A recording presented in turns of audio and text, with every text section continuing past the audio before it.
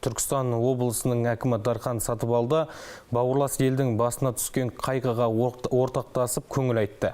Өңір басшысы Қожа Ахмет Яссауи атындағы Халықаралық Қазақ-Түрік университетіне арнайы келіп, Түркия Республикасы өкілдігі қызметкерлерімен кездесті.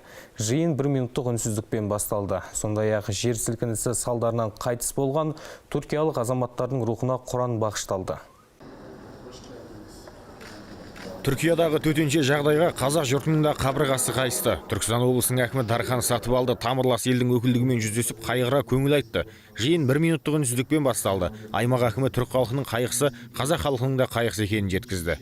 Түрік бауырларымыз әрқашанда біз үшін ең жақын бір мемлекеттердің бірі.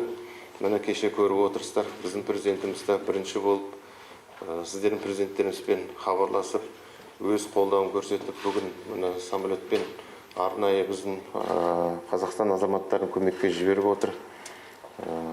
Мынау түрік бауырларымыз мына Түркістан қаласына, Түркістан облысына бір ерекшелігі бар. Осындай бір үлкен бір университетті құрып, бірге осындай жастар тәрбиелеп отырмыз. Ол дегеніміз бізде бұдан алдында жақын болғанбыз, бірақ нағыз бауырлар осындай қиын болған кездерде білінеді. Біз әрқашанда сіздермен біргеміз, жүрегіміз сіздермен бірге.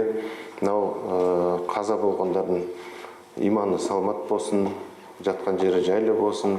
Мынау аман қалған бауырларымызға біз саулық тілейміз.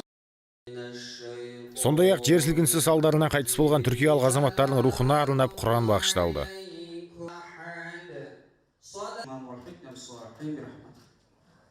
Түркияның Алматыдағы бас консулы Әли Риза Ақыншы ауыр кезеңде қолдау көрсеткен қазақ еліне көңіл айтқан облыс әкіміне алғысын білдірді. Ол мемлекет қазір үлкен сынақты бастан өткеріп жатқанын айтты.